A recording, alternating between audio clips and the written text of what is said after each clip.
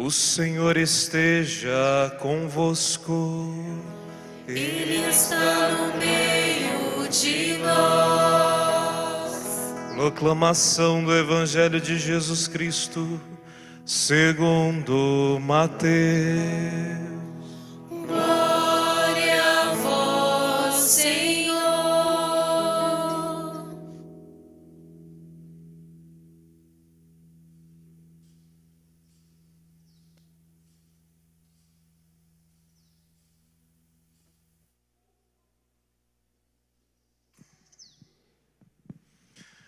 Naquele tempo, Jesus foi à região de Cesareia de Filipe e ali perguntou aos seus discípulos: quem dizem os homens ser o Filho do Homem?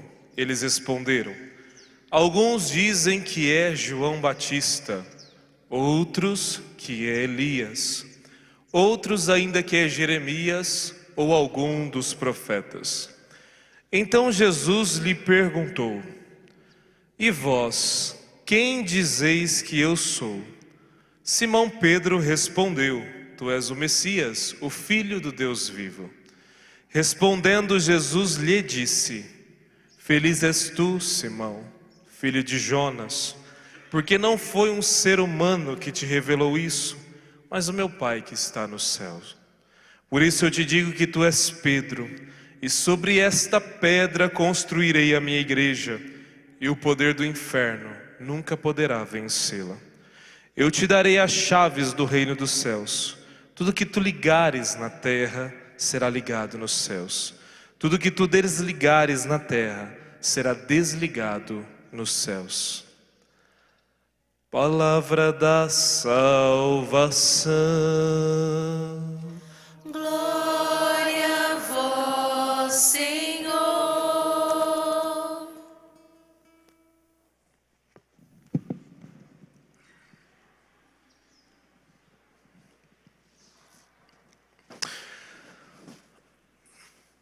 Hoje nesta homilia, onde nós celebramos São Pedro e São Paulo, eu queria me concentrar, junto com vocês, no primado de Pedro. Primado no sentido de ser o primeiro, de ser o chefe da nossa Santa Igreja. Veja, por que é que existe um Papa?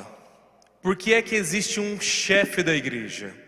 Essa é a pergunta que muitos se fazem e que na história da Igreja, até hoje, há muitas pessoas que não concordam com isso, ou mesmo quiseram usurpar essa condição de chefe da Igreja.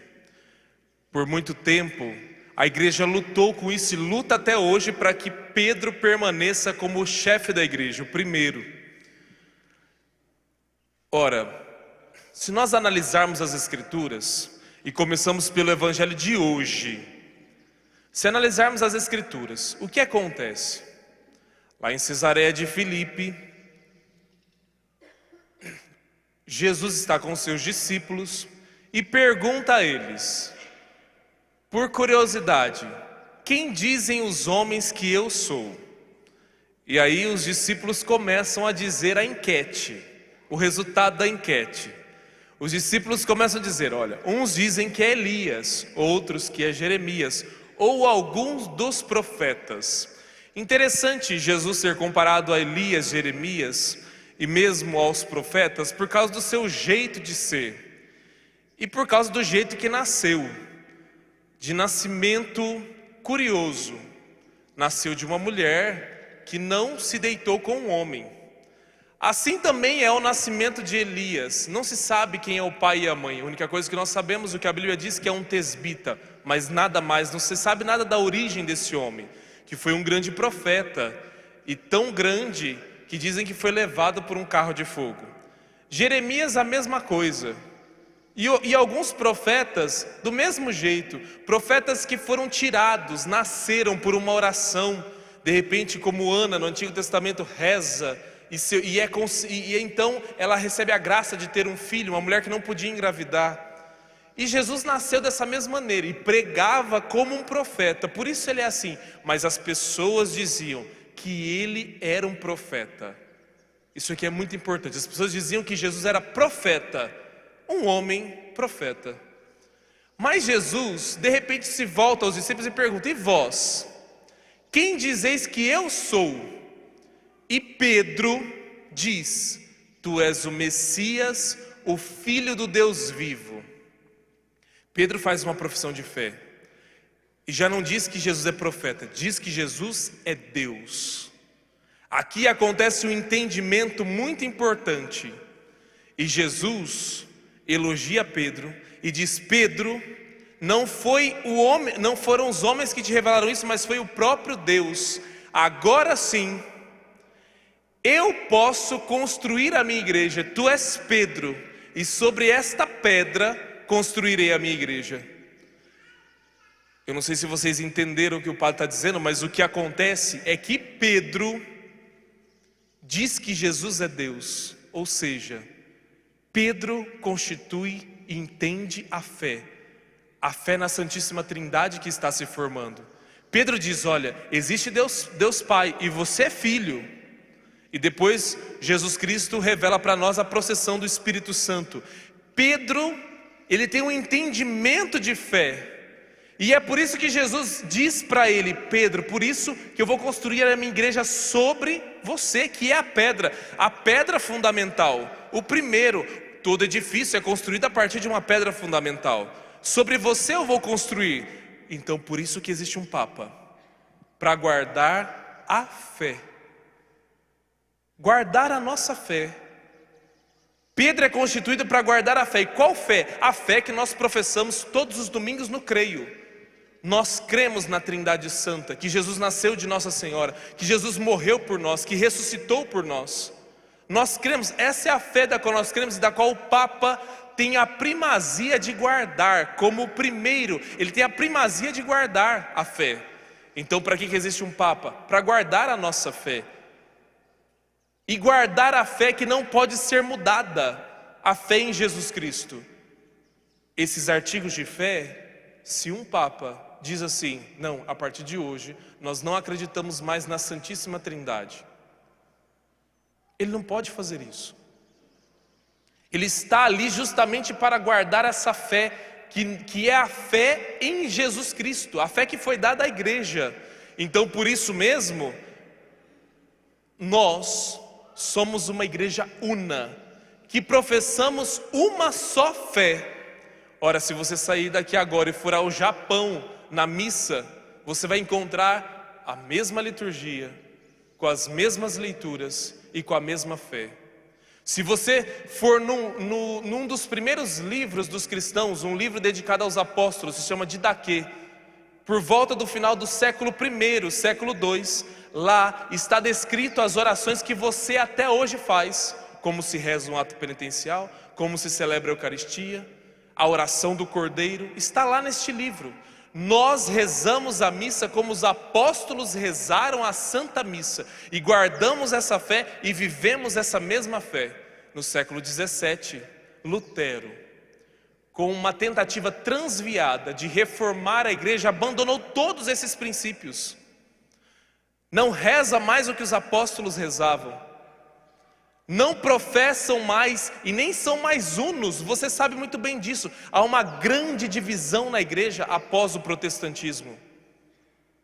Desculpa dizer assim, mas vocês sabem muito bem que fecha uma porta de bar e se abre uma igreja, sob uma doutrina muitas vezes duvidosa. A nossa doutrina é única, una. A nossa igreja é una em todos os lugares. E essa igreja permanece fiel à fé de São Pedro e ao testemunho de São Paulo desde os primórdios do tempo. Doa quem doer, possa dizer o que dizer. Muitas pessoas gostariam de arrancar essa página da Bíblia que nós acabamos de ler. Tu és Pedro. E ele é o primeiro. O simbolismo da rocha, chamar a Pedro de rocha, é porque no Antigo Testamento Deus, quando não tinha mais fé, quando só tinha ateus, encontrou fé em quem? Em Abraão. E Deus olha para Abraão e diz assim: tu és a rocha sobre a qual eu edificarei a minha fé. sobre a qual eu te darei uma descendência de fé. Abraão é o pai da fé. Quando Jesus diz a Pedro, tu és rocha, está fazendo referência a Abraão, dizendo que Pedro seria o pai da fé. Você sabe que na cronologia bíblica, os primeiros livros escritos foram as cartas de São Paulo. E em ordem cronológica e não em ordem canônica. Os primeiros livros que nós temos são as cartas de São Paulo. E se você olhar em 1 Coríntios 13, lá está escrito São Paulo dizendo que Deus o escolheu. São Paulo diz, Deus me escolheu como apóstolo depois de Pedro. Pedro foi escolhido por primeiro. Nos 4 evangelhos nós temos a ordem muito diferente, a ordem dos apóstolos. Cada evangelista apresenta a ordem dos apóstolos de uma maneira, mas todos os 4 sempre apresentam Pedro por primeiro. São João, o último evangelista, que faz uma grande teologia, ele constrói o seu evangelho à medida que no último capítulo, capítulo 21, fica claro que o poder da igreja é dado a Pedro. Nós, quando Jesus dá as chaves do reino dos céus a ele, faz memória a Eliaquim. Eliaquim é filho de Davi. Quando se é entregue as chaves a Eliaquim, se diz, todo o reinado de Davi pertence ao seu poder. Então quando Jesus dá as chaves da igreja a Pedro, diz a ele que o poder de fé está sobre Pedro, e ele é o primeiro. E por isso que na sucessão, quem substitui a Pedro é chefe da igreja. Nós temos um chefe da igreja para manter a igreja una. Ora, isso é muito importante. Todo Papa existe para guardar, simplesmente guardar a fé. Guardar a fé católica, desde nosso Senhor Jesus Cristo até os tempos de hoje. Há mais de 2000 anos nós professamos a mesma fé, que não se desvia nem para a direita nem para a esquerda, é a mesma fé. E nós precisamos entender isso. Por mais que o Papa tenha opiniões pessoais, quando ele fala em relação à igreja, ele não pode, e isso nunca aconteceu na história, ele não pode descontradizer a fé.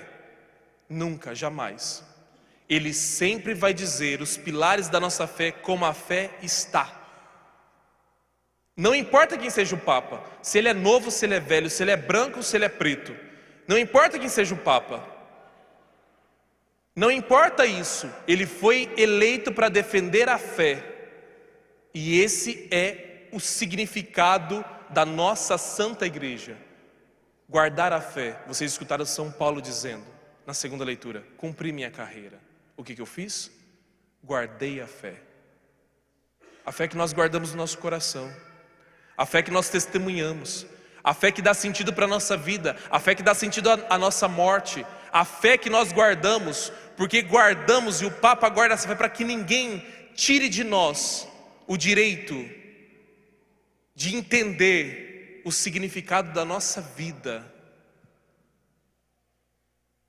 Por isso, meus irmãos e minhas irmãs,